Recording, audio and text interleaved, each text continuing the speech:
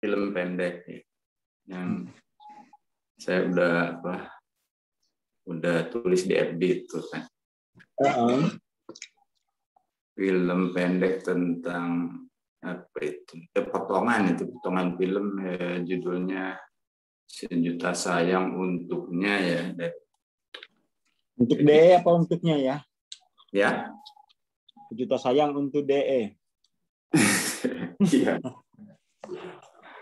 Sejuta Sayang untuk DE. Ya itu potongannya adegannya anaknya yang namanya Gina itu wisuda SMA gitu ternyata. Jadi urutan kejadiannya dia pidato di depan murid-murid sama guru-gurunya karena mendapatkan prestasi terbaik sebagai lulusan di SMA-nya yang terbaik. Jadi dia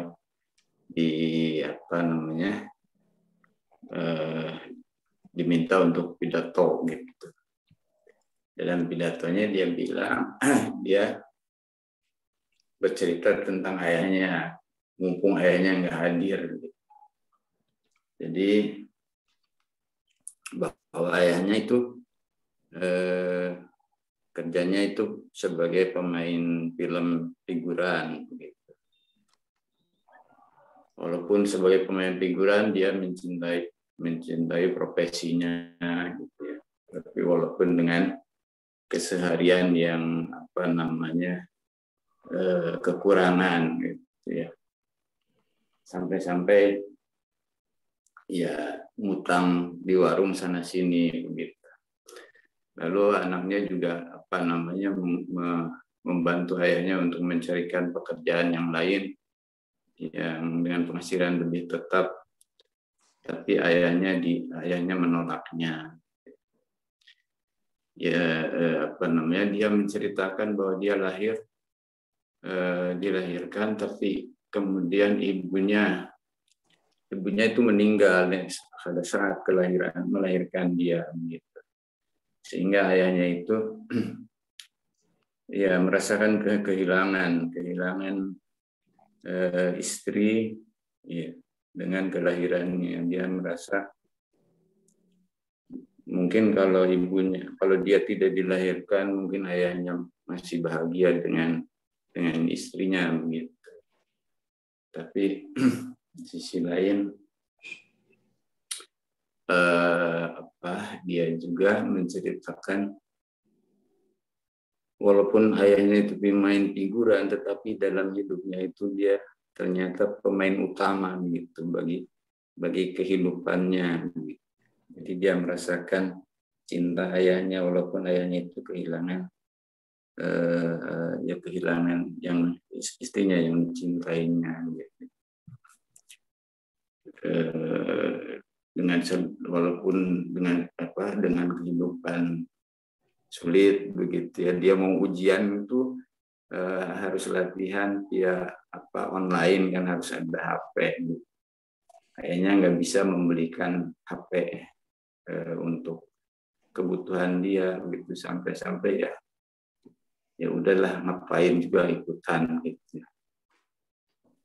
Tapi ternyata temannya yang perhatian membantu dia dan memberikan HP kebutuhannya.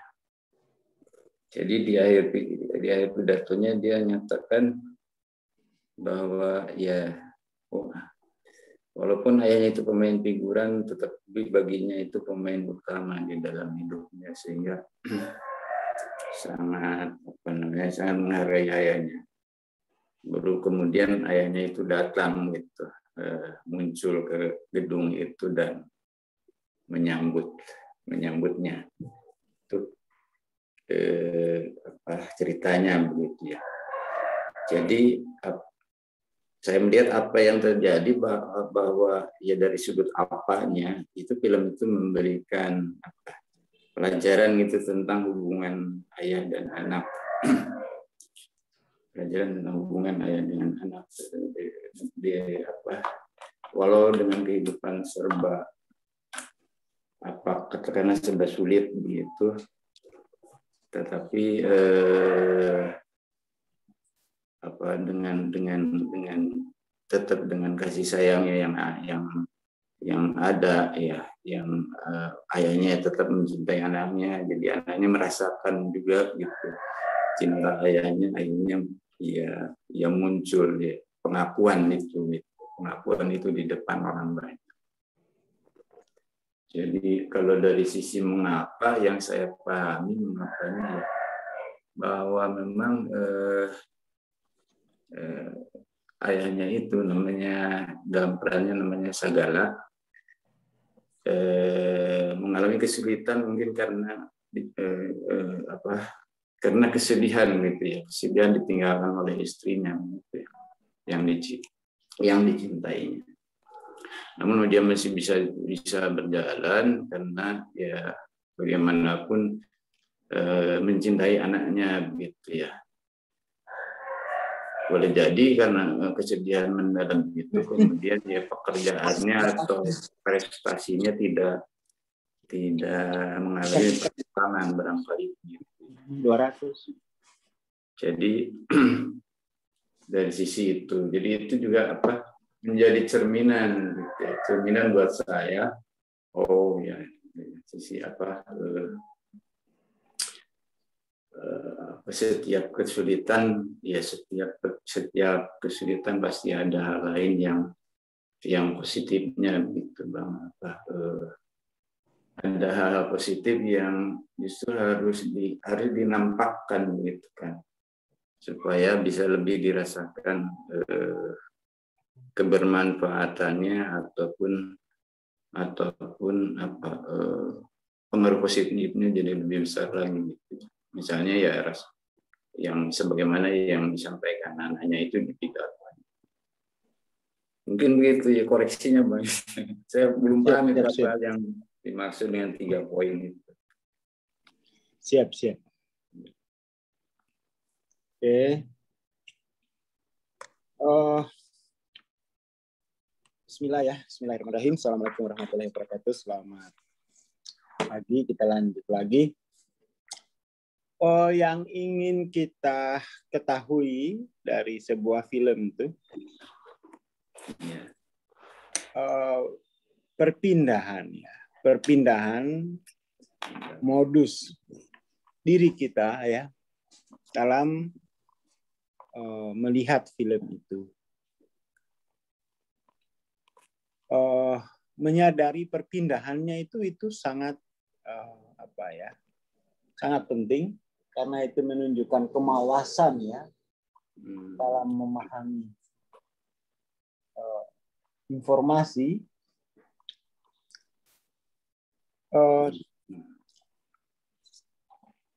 Mungkin dalam satu film itu kita bisa berpindah kesadaran dari mungkin bisa sebagai experiencer, ikut menangis juga mungkin. Iya. Jadi kita ikut merasakan itu experiencer gitu. Iya. Tetapi yang poin pentingnya itu begini, bahwa poin-poinnya gini. Experiencer itu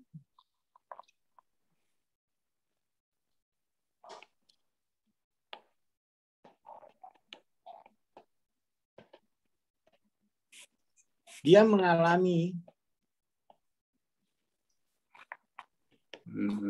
plus menjadi, ya kan? Jadi persoalannya itu bukan mengalaminya, tapi dia menjadi sebagai itu, ya kan? Persoalannya di sini, dia sebagai yang dialami itu. Iya. Ya kan? Kalau The Watcher itu dia mengalami plus menjadi juga, tetapi yang dialami kan berbeda. Paling gampang itu dibedakan di arena gitu ya. Coba kita sekali nonton sepak bola misalnya. Iya. Coba soal nih ya, film sepak bola gitu ya.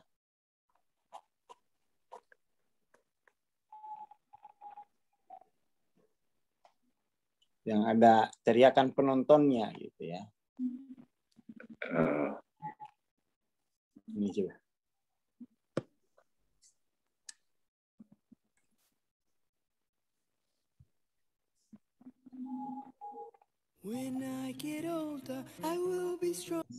Ya ini kan apa namanya?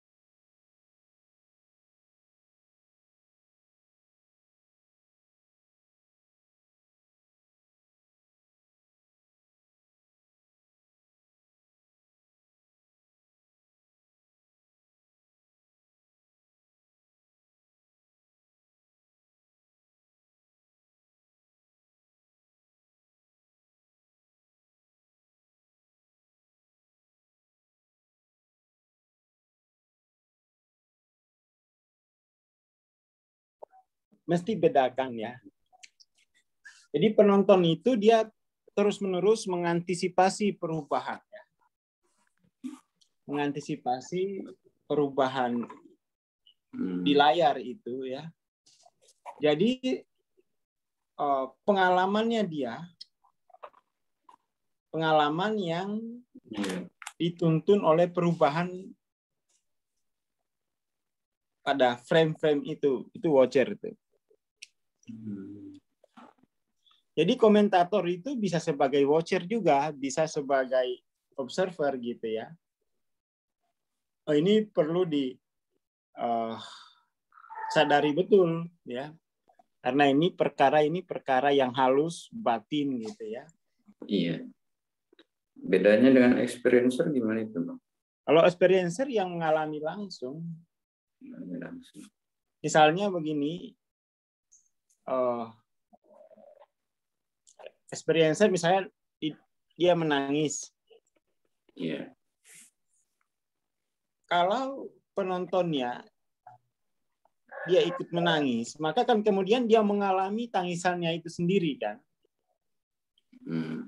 Tapi kan ketika misalnya di layar itu menangis, lalu kemudian the watcher itu ada dua pilihan ya. Dia memberi dukungan kepada ini atau dia akan menyerang yang membuat tokoh idolanya itu menangis gitu. Yaitu watcher itu seperti itu.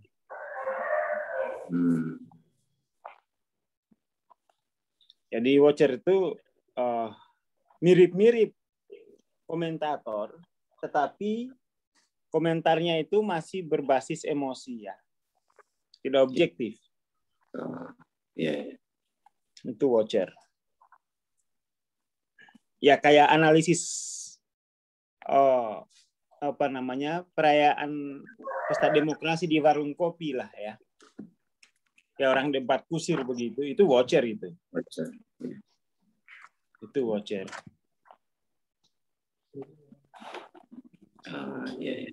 Itu watcher ya. Jadi dia mengantisipasi perubahan dan dia menanggapinya berdasarkan kepentingan emosionalnya gitu ya. Iya. Itu watcher. Saya khawatirnya kita dalam kehidupan ini ya reaktif ya. Reaktif seperti watcher ini ya. Dan itu yang kita komentari adalah diri kita sendiri gitu ya. Iya. Yang kita komentari diri kita sendiri, akhirnya kita tidak bergerak gitu ya. Tidak bergerak. Jadi ya saya lihat banyak teman-teman saya ya mereka bekerja, experiencer sebagai pekerja. Habis gajian mereka ngerumpi. Iya ini perusahaan sudah nggak menguntungkan, ini perusahaan nggak gaji, ini perusahaan begini, harga TV naik, harga ini naik semua. Jadi kayak ngegosip dan itu menggosipkan nasib mereka sendiri.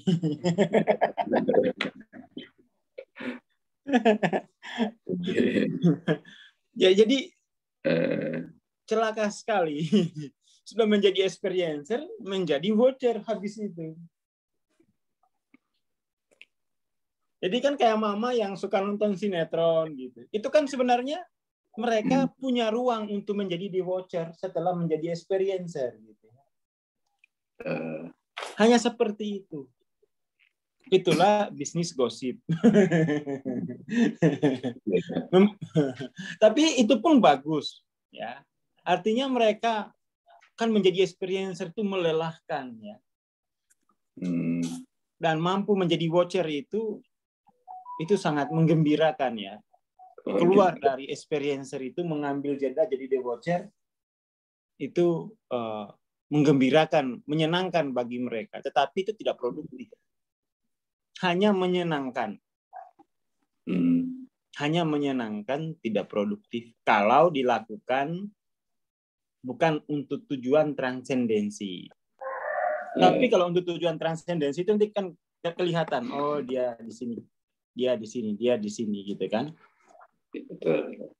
Seperti itu. Oh, gitu.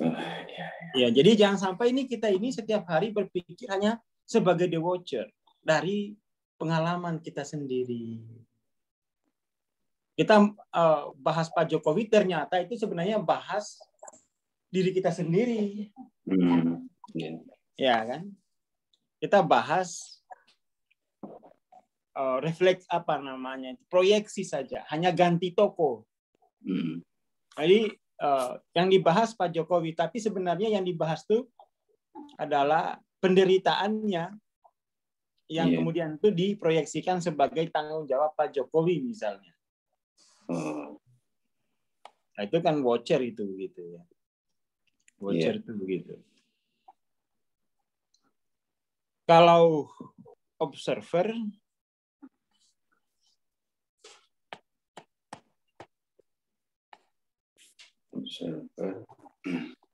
dia lain.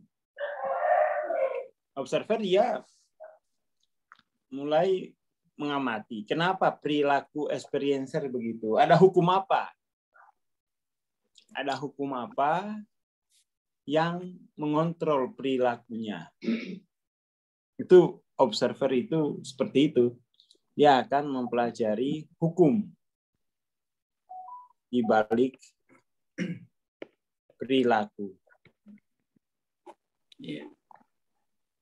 Kenapa dia menderita? Oh, tekanannya di sini.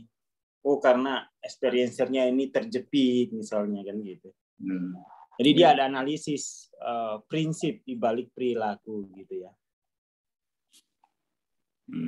Jadi dia hanya sekedar menemukan hukum di balik perilaku, lalu kemudian itu akan dikuliahkan sehingga orang diajari, ya, experiencer watcher ini akan belajar bagaimana bisa adaptasi dalam hukum perilaku tadi.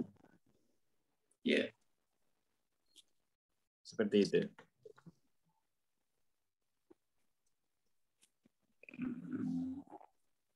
Jadi makanya observer itu hanya menghasilkan hal-hal yang sifatnya adaptif. Tapi kalau partisipan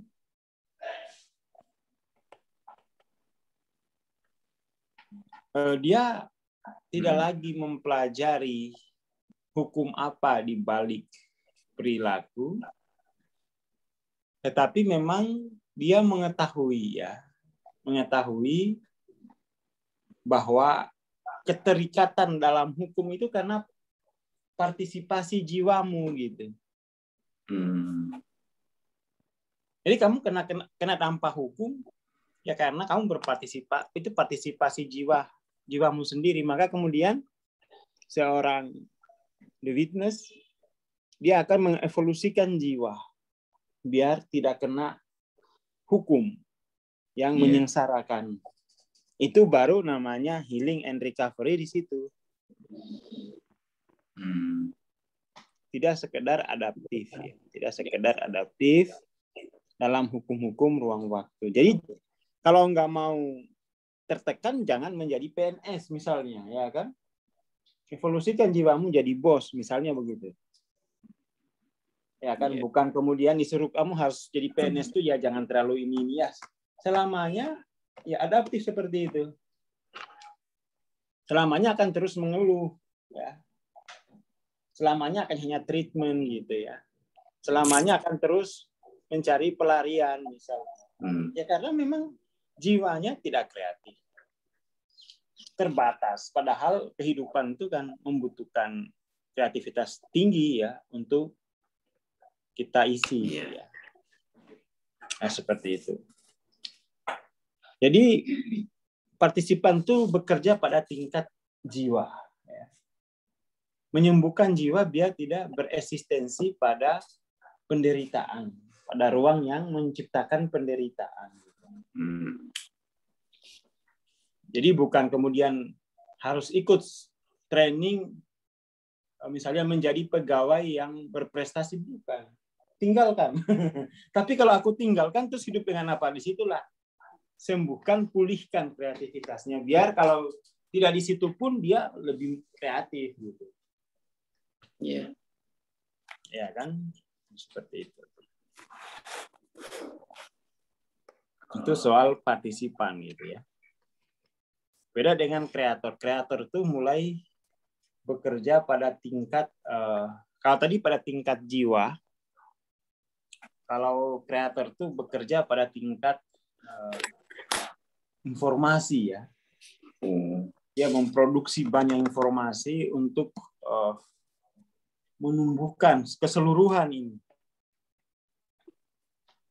Ya kan? Seluruh ini dia sediakan informasi, dia kreasi definisi-definisi itu, dan itu disebar saja gitu. Itu kreator tuh seperti itu. Jadi dalam hal sini ada sedikit perbedaan ya.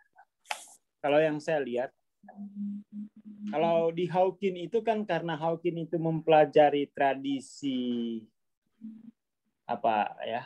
Jadi Hawking itu menurut Hawking kalau di 700 itu jiwa itu sudah harus lebih banyak bertapa gitu ya.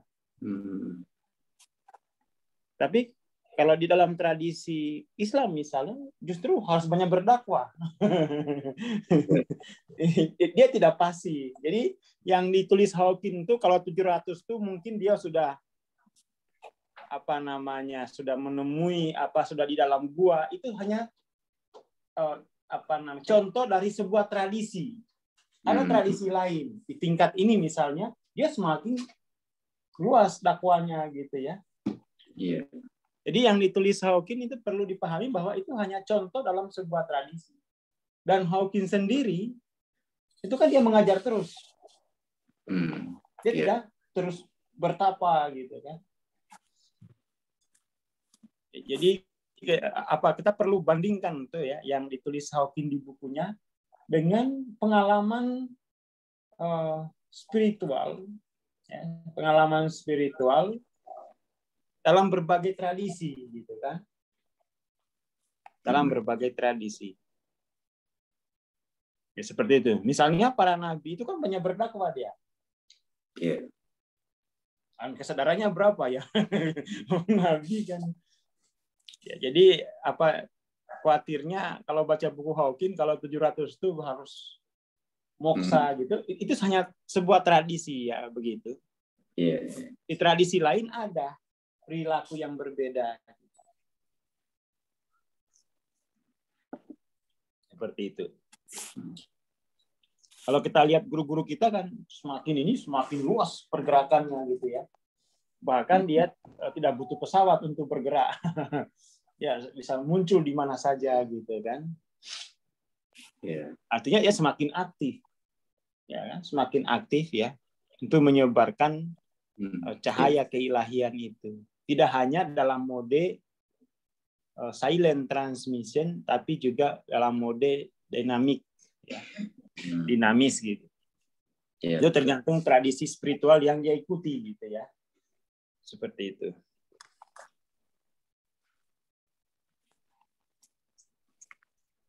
Itu kreator ya, itu kreator.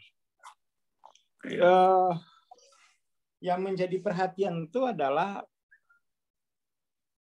kesadaran kita pada tingkat ini gitu ya. Kesadaran kita pada observer, experiencer, watcher ini harus dikenali. Kalau nggak dikenali itu nanti kita akan terprogram. Akan terprogram. Ya. Lalu bagaimana menerapkan kemawasan ini di dalam kehidupan sehari-hari, itu kan yang penting ya. Iya. Untuk menerapkan kemawasan dalam kehidupan sehari-hari, maka kemudian memang mestinya itu modusnya kita kali. Apa yang kita lihat di TV misalnya, kayak cerita tadi itu, cerita apa siapa tadi itu yang di film itu dijadikan, itu kan hasil kesadaran kita.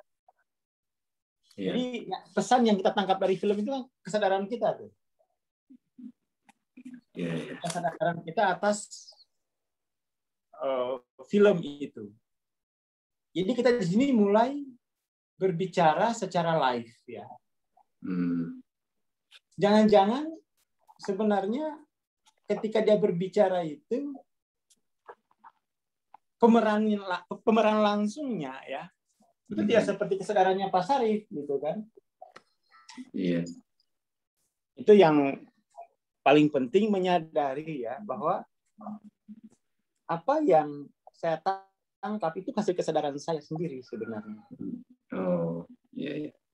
Bukan sesuatu yang datang dari film itu.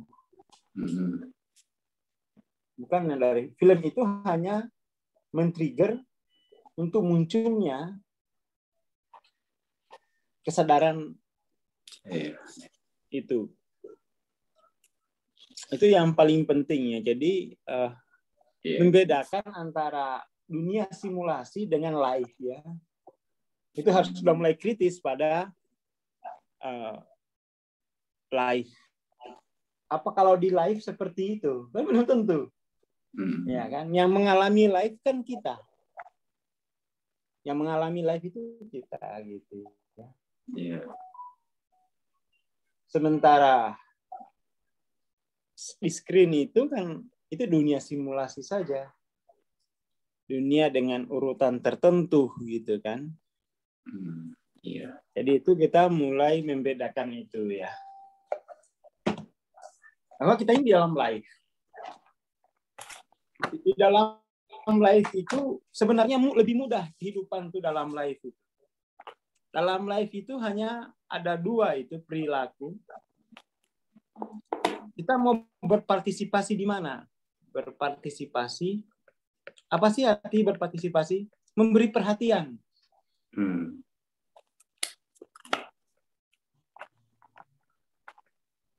Kalau saya nonton film yang kemarin itu, Pak itu, saya memberi perhatiannya tidak pada apa ya? Tidak pada dinamika psikologi pembacanya itu. Saya memberi perhatiannya pada yang lain gitu. Saya tidak memberi perhatian pada apa namanya? Apa ya? Pada cerita di film itu bahwa ayahnya seorang figuran, masih mending. Ayah kita itu tidak dikenal oleh siapa-siapa, tidak mengenal dunia. Saya mikirnya gitu. Ya, ayahmu masih mending kenal dengan dunia peran. Ayah kami itu hanya kenal dengan rumput dan tanah.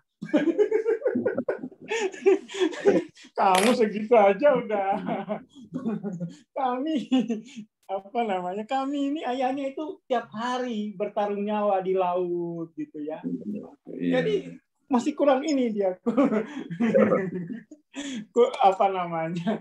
Ya kami orang pulau begitu. Ya kan? Nah, ini kurang, masa kayak gini aja dia menderita gitu ya.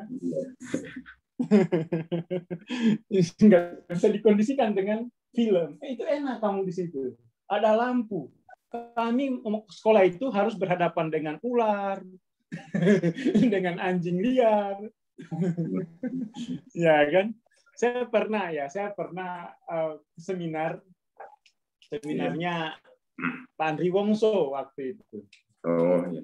Saya masuk dengan teman saya dari orang Kuli Susu. Pak Andri Wongso cerita inspiratif tentang jualan sabun. Kami jiwanya tidak ngena. Oh, kamu belum tinggal di Pulau Kuli Susu sana ya? Nggak ada sabun. Nggak ada ekonomi. Kamu belum tahu. Kamu kan hidup di kota, ya kan? Ada roda ekonomi. Coba kamu tinggal di pulau sana. Nggak ada ekonomi.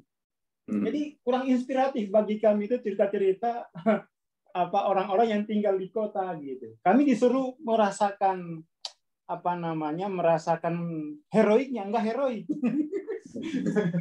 Batin kami bilang itu enggak heroik, lebih heroik ya kan? Karena dia hidup dalam sebuah masyarakat yang modern gitu. Iya. Lalu ada teman saya yang cerita, ini banget ya heroik banget, kamu ini bodoh. Kamu tidak merasakan jiwamu sendiri. Lebih heroik kamu daripada dia. Jadi hati-hati dengan pengkondisian dunia simulasi. Hati-hati dengan pengkondisian dunia simulasi. Jadi ya itu kami kalau nonton film itu ini nggak heroik nih. Karena apa? Yang kita bandingkan tuh jiwa kita, pengalaman kita dengan pengalamannya, levelnya ini belum seberapa ini. Main film itu itu punya peran sosial itu. Yeah. Bagaimana dengan yang kerja asongan, gitu kan? Itu kan Jadi kurang dramatis sih kalau kita hadapi filmnya itu ini ya cara pandang saya. Oh ini kurang dramatis sih, anak ini kurang piknik. Coba ke Papua sana gitu ya. Ini Indonesia kan. Ceritanya itu ya kalau kayak Laskar Pelangi itu kita ini begini ini. Kita kerasa itu ya live gitu kan. Jadi itu soal jiwa kita itu berpartisipasi, memberi perhatian kemana. Dan itu jangan sampai kita ketika memberi perhatian, jangan sampai kita masuk ke dalam dunia simulasi. Dalam kenyataan batin kita sendiri saja gitu. Seperti itu. Jadi jangan sampai terjebak dalam konsep cerita. Yeah.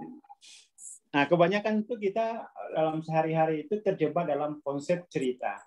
Cerita orang kaya harus begini-begini sehingga kita lupa memperhatikan kehidupan langsung kita ya. Kita memperhatikan ceritanya ini gitu ya. Lupa memperhatikan pengalaman langsung kita gitu ya. Iya. Itu poin penting tuh. Poin penting menyadari pengalaman langsung dengan pengalaman konsep. Itu saya ketika nonton itu saya melihat ini konsepnya terlalu ini banget. Maksudnya itu kurang inilah untuk Indonesia. Di mana di Jakarta aja itu di pinggir kita masih melihat kok banyak penderitaan yang lebih ini dari itu gitu kan. Artinya konsepnya itu terlalu tinggi lah, kurang mengena di batin gitu ya. Jadi kayak aku melihat orang asing gitu, asing gitu ya. Filmnya kayaknya konsepnya tuh dramatisir pengalaman gitu. Saya pikir orang mana sih ini? Oh mungkin lahir di Jakarta, gitu. Tapi di Jakarta juga banyak kan masih banyak lah yang lebih buruk dari itu ya kan kehidupannya gitu, yang lebih menderita. Mungkin kalau dibandingin dengan sosial masyarakatnya mungkin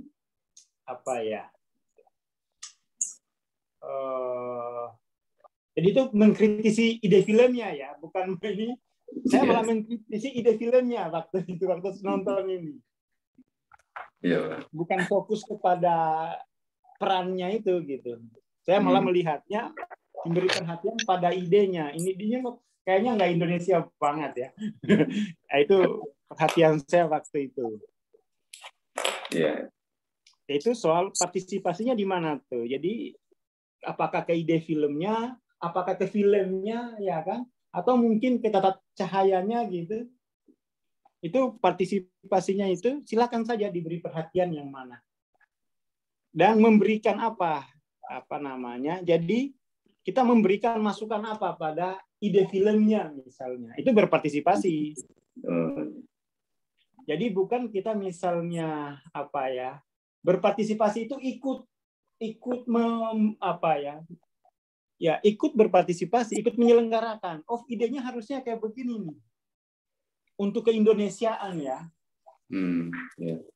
Untuk keindonesiaan. Itu berpartisipasi, memberi perhatian gitu ya. Memberi perhatian. Nah, ya, penting itu memberi perhatian ya. Dan ikut terlibat. Terlibat. Jangan pasif ya. Nah, observer itu biasanya itu pasif memang. Dia tidak memberikan apa-apa, dia hanya ini hukumnya begini, gini begini, ini hukumnya begini gitu aja. Tetapi kan tidak terlibat langsung dalam proses gitu ya. Proses. Jadi saya nonton filmnya seolah-olah film itu belum dibuat malah. Saya melihatnya ini belum dibuat, harus ditambah begini, harus ditambah begini, harus ditambah begini. Saya melihatnya begitu. Film itu belum dibuat, belum film tuh. Belum selesai gitu ya. Nah, itu sulitnya saya nonton film karena saya anggap semua belum selesai gitu. Padahal filmnya udah selesai. Jadi saya kalau di Jakarta itu teman saya nggak pernah mau ngajak saya nonton film. Karena katanya kamu merusak kesenangan saya gitu ya. Film udah selesai, saya udah simpulkan, kamu bilang belum selesai gitu. Udah diam. Nah, itu dulu. Jadi dia nggak mau ngajak saya nggak mau ngajak saya nonton film. Kenapa? Pas saya film kan gimana tanggapannya? Tanggapan saya filmnya belum selesai, itu harus diedit. Sementara dia udah menceritakan pengalaman inspirasinya begini-begini. Oh, itu belum selesai kok. Kenapa disimpulkan gitu ya? Nah, itu bikin sakit hati yang terlanjur fanatik dengan filmnya. Oh, ini belum selesai. Saya nggak mau dikondisikan sebagai watcher dalam karya budaya itu. Gitu. Begitupun dengan buku. Ini belum selesai ini. Jadi selalu jadi persoalan kalau dengan saya. Artinya saya berpartisipasi gitu ya. Baca judulnya aja itu udah menjadi luas bagi saya. Kata Jenny pokoknya ini Bang Aswari lebih rumit daripada perempuan gitu ya. Ya karena saya lihat semua belum selesai. Saya harus berpartisipasi dong. Kenapa saya tidak boleh berpartisipasi? Nah, itu saya dulu pernah nonton sama teman-teman mahasiswa psikologi S2 gitu. Kamu kok ribet banget sih nonton film. Loh, bagaimana terus saya hanya terpaku sebagai penonton gitu. Saya bayar loh. Saya bayar hanya menjadi penonton. Mendingan saya sedekain. Mendingan saya sedekain kalau saya sudah bayar dan saya harus hanya menerima sebagai penonton. Nggak mau saya. Saya harus berpartisipasi. Wah, kata teman saya ribet orang ini. Lalu saya nggak mau diposisikan di sini gitu. Ini hidup saya gitu ya. Ini kehidupan saya. Ini panggung saya dalam kehidupan live itu. Kenapa saya dipaksa hanya untuk menerima seperti itu? Paling enggak ya tentu saja saya terima, tetapi saya berpartisipasi dong, ya kan? Nambahin bumbu kan, nambahin pengalaman saya, kan begitu. Biar kita tidak terjebak pada fakta, gitu ya. Kesadaran partisipan itu kesadaran di mana fakta itu belum selesai. Dia kembali dari faktus, kembali potensi lagi yang akan aktus, gitu kan? Iya. Nah, seperti itu gitu. Jadi itu Pak Sarif itu perlu ke situ modus bereksistensinya ya. Berusaha untuk menjangkau partisipan.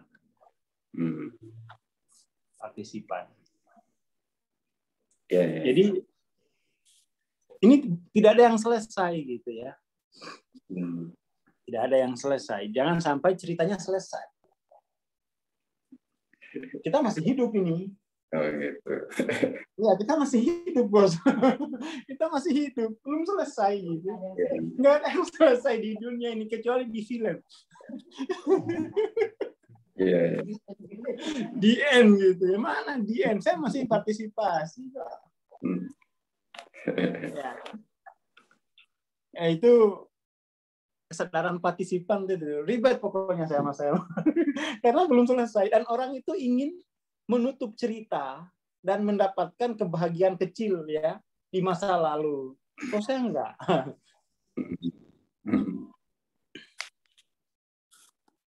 Jadi belum ya belum ada, masih berlanjut gitu ya. Ya itulah kalau di film itu mengajak kita untuk segera mendapatkan kesimpulan terakhirnya. Oh itu bahaya, kehidupan itu masih mengalir terus, tidak ada kesimpulan terakhirnya. Masih proses tumbuh. Jadi itu poinnya ya, poin untuk nonton film, jangan dianggap selesai. Jangan dianggap selesai. Ya kan? Dengan begitu kemudian kreativitas itu terus mengalir ya. Kenapa belum selesai? Karena kita masih berpartisipasi gitu. Itu poinnya ya. Tuh untuk poin nonton filmnya. Dan mungkin bagi sebagian orang melihat pengalaman partisipan itu kok lucu ya, kok nggak enak ya. Ya karena dia segera ingin menutup potensi itu. Itu salah satu ini ya, membangun kemawasan pada setiap progresif ini. Kemarin coba kita lihat ke progresif kesadarannya Pak Sarif ya. Iya, Bang. Kemarin 425 ya. Iya. Ya, persoalan-persoalan di 425 itu terkait fakta. Ya. Itu salah satunya. Fakta yang terbatas, lalu kemudian fakta yang sudah selesai. Iya. Ya kan? Fakta yang sudah selesai. Dan apa namanya ya?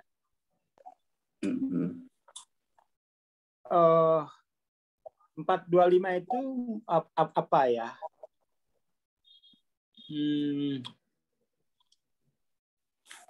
Kalau Pak nonton film tadi itu ya mengikuti satu frame tertentu gitu ya.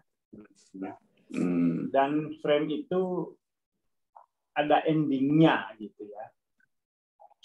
Lalu kemudian tuh mestinya frame-nya itu diperbesar lagi. Apa ya, lingkungannya itu dibandingin dengan yang lain. Ya misalnya film tadi, kita akan membandingkan dengan kenyataan anak-anak Papua misalnya. Kenyataan orang-orang di pedesaan atau kenyataan masa kecil kita. Masa kecil kita, nggak begitu. Dia beruntung punya begitu ya kan. Kalau kita, nah itu kan mulai ada meluas ya. Jadi kemudian film itu kita tidak terjebak pada ide sutradaranya, tetapi kita mulai melihat membandingkan ide yang satu dengan ide yang lain. Itu namanya tuh kalau di dalam karya di kuliah itu memberikan argumentasi.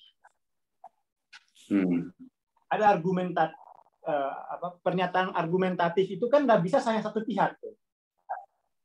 Dia mesti dikomparasi dengan yang lain. Itu pentingnya kesadaran ekologis untuk argumentatif.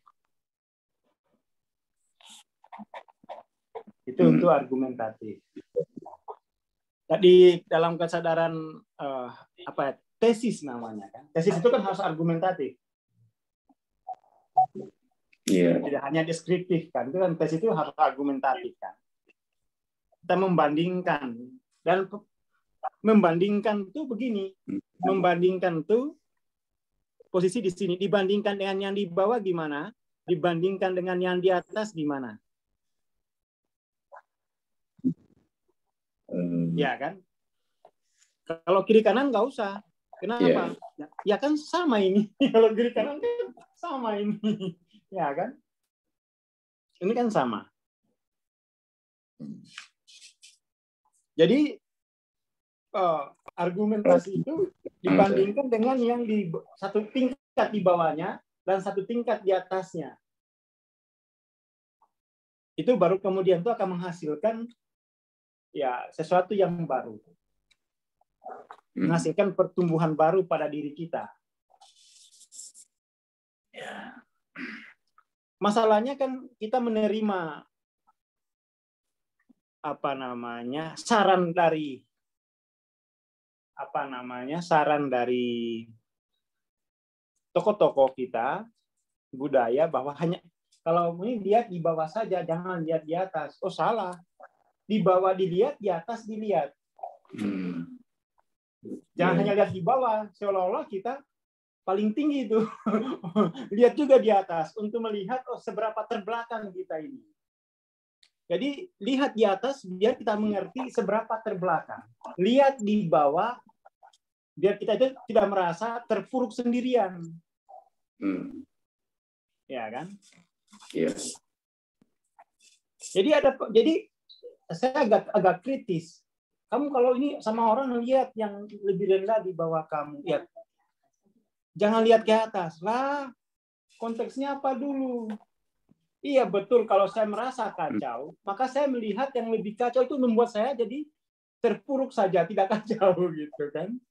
Tapi bagaimana saya mau mengetahui keterbelakangan saya? Saya harus lihat yang di atas.